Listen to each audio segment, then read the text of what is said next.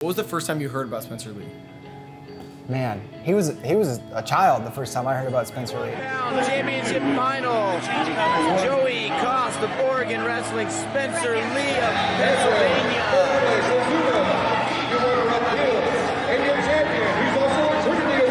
And there's a takedown. Red gets the first one. There's 18 seconds. And a great match.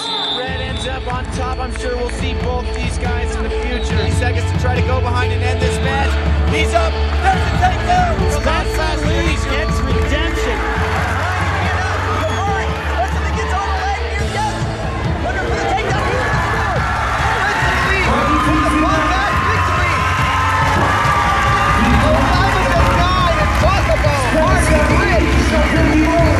This sport's fun. If you're not having fun, you're not doing it right. You're not doing it right. I mean, this guy he was taking the wrestling world by storm as a kid. He really probably came on my radar when he made his first U17 world team, cadet world team at the time. And then when he won it the second time he made the team, it was like, all right, this guy is gonna be around forever. My goal is to be a 4-time undefeated state champion, state of Pennsylvania. I want to win a world title, maybe one day, hopefully. This is my biggest goal, is to win, obviously, an Olympic title. And NCAA and college and everything. He kind of came with the rise of being able to actually watch wrestling as cadet worlds became a thing and you could wrestle internationally. Then you saw him go over there and it's like, wow, this kid really is the best in the world. And here's another one. Elireza Godarzi and Spencer putting a couple shots together and getting a takedown. There's nowhere to run for Godarzi. Spencer Lee is going to tag Godarzi in 47 seconds just like that. Spencer Lee on another level. Do you remember when he committed to wrestle in college, and were you surprised by the decision? Spencer Lee's recruiting was a huge question. Switching gears here towards your recruiting process, Spencer. Coaches haven't been able to even visit you at this point yet. I guess they can call you and things of that nature. But what's that process been like for you? Has it been good, bad? What has been your experience? It's been good and bad. It's humbling when you have, like, the first day, I think I had like 28 schools calling me, something like that. And it was really, for a long time, Iowa or Penn State. Which one of these programs is he gonna attend? And I thought Penn State was a front runner. I think a lot of people did. Was it something where you had a kind of a gut feeling for a while and then, you know, it changed and then it changed and it changed, or did you kind of always have I flip-flop back and forth. Really? It was just, there'd be days me and my dad would talk and he'd be like, you sure sleep on it? The next day, I don't know, you know. Sure sleep on it. Next day, I'm just like, I don't know. It was crazy. You know, he wrestled at Franklin Regional in Pennsylvania. His club coach, Jody Strittmatter, wrestled at Iowa, so the door was definitely open. For me, I decided to choose to be to go to the University of Iowa. I'm gonna be a Hawkeye. But yeah, I mean, I was surprised at the time that it was Iowa and not Penn State. And when he was going through his recruitment and that whole process, like everyone knew, okay, this is the blue chip of blue chip recruits. He's going to be a career 125 pounder, which is super rare. He's going to contend for NCAA titles right away. And then when he commits to Iowa, it's like, all right, Iowa, they've always been a national title contender, but now, like, can they get that team title, that team trophy back? So going into Spencer's freshman year of college, is it a known thing that he's gonna start right away? From Spencer's perspective, he wanted to wrestle right away and made that known that he wanted to win 4 titles, wrestle 4 years in a row, get out into the world and Olympic circuit. But there was a big question because of injury. He wrestled his 4th Pennsylvania State final against Austin DeSanto, huge knee brace, like totally injured. You know, would the coaches let him go right away even though he wanted to? It was definitely not certain that he would. He comes back, he wrestles at Midlands, and he has this big old knee brace on, wrestles at Midlands and drops a match. And so then I think the question is even more like, okay, is he gonna go right away? Because we know he had the ACL surgery, he doesn't look like he's 100% or ready to win a title this year, losing to Ronnie Bresser. And so I think there was questions after Midlands, but then we find out, a week later, his red shirt's pulled against Rayvon Foley. 6 wins throughout this season. There's 2 takedowns to his back. Right down onto the back. 2 points. Fighting down there is the freshman Rayvon Foley. Spencer Lee in his debut, trying to get a fall, he does! And then as the season goes on, the knee brace comes off and he looks like a different guy with the knee brace off, and he starts putting up these insane bonus points that we know now that's who Spencer Lee is. He lost to Nathan Tomasello, Big Tens, but then at NCAAs came back, got it done, and true freshman NCAA champ, that's a hard thing to do. Was he most people's pick to win it that year? I think looking back, you can say in hindsight, well, yeah, for sure. But at the time, you thought, okay, it's going to be him and Tomasello, Suriano. It's going to, all three of those guys could win, and you didn't feel confident picking really any of them. I think at the time, now that we know, who Spencer Lee is, maybe we would like to say that, yeah, we knew for sure he was gonna, go and be that guy, but he proved it, on the biggest stage. Spencer, you've been through so much the last 14 months, a major surgery, losing in the state finals to Austin DeSanto.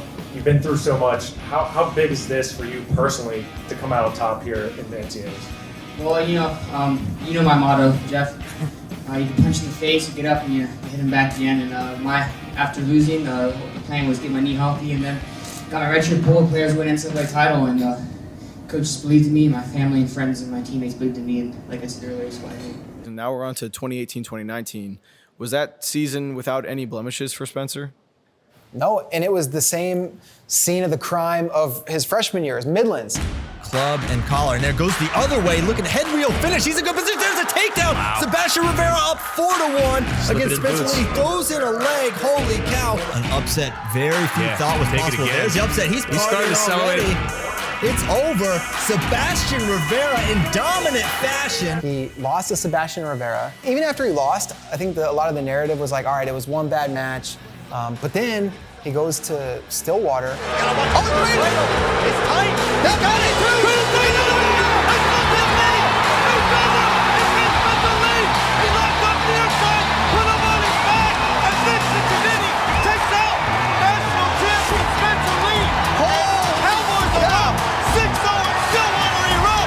And Nick Piccinini, who Spencer had really owned, puts him on his back, pins him in one of the more craziest match, craziest match ever. One of the most iconic, probably, wrestling moments inside Gallagher Arena. And then he lost to Seabass again at Big Tens. That did put a little bit of doubt probably in some people's minds. So no, it was definitely not the perfect season. And I guess he had to prove again.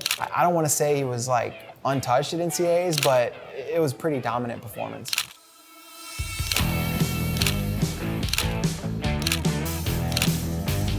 What's going through your mind about Spencer at this point? Are you thinking, will he be a four-time champ? Are you still having doubts in your mind? What are you guys as wrestling people thinking?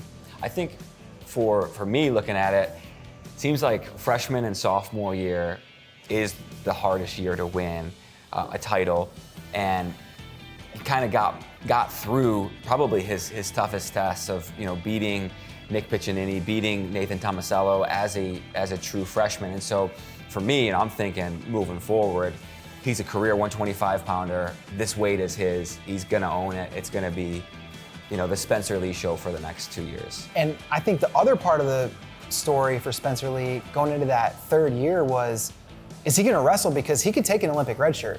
And a lot of people thought he could make the Olympic team. And we knew freestyle was a huge part of his goals and his career aspirations. And so would he wrestle at the Olympic trials? Would he take an Olympic red shirt? Would he try to do both college and the Olympic circuit at the same time?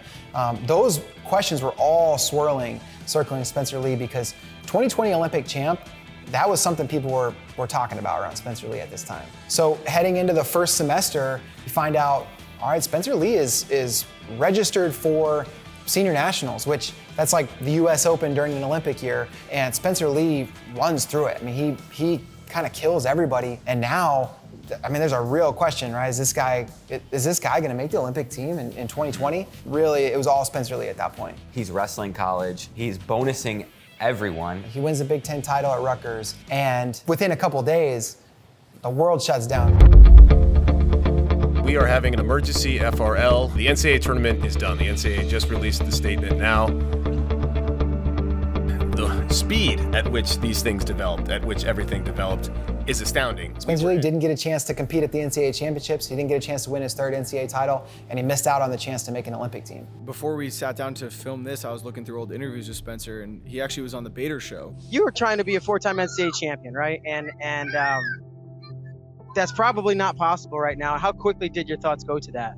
I mean, I've never really thought about winning 4. Like, there's always about winning the next one, you know? Yeah, that's a great point. You kind of forget about that, where NCAAs is canceled and Spencer is on the path for 4, the path to make history, and it's like canceled. He has 1 more year.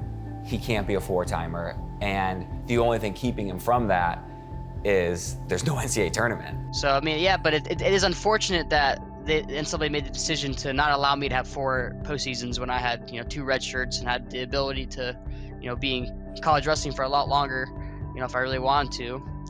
And I feel like I got punished for trying to be a teammate and a leader, and so it was just disappointing. Everyone was hoping that there would be this like eligibility relief, that all the athletes who competed that year would get the chance to compete again, but the NCAA said no, and they said that fairly early on in the process, that no, that we're not giving you back that year. You wrestled the whole year. Your eligibility for that year is done. So it just seemed like, I guess he's getting one more shot, and that's it.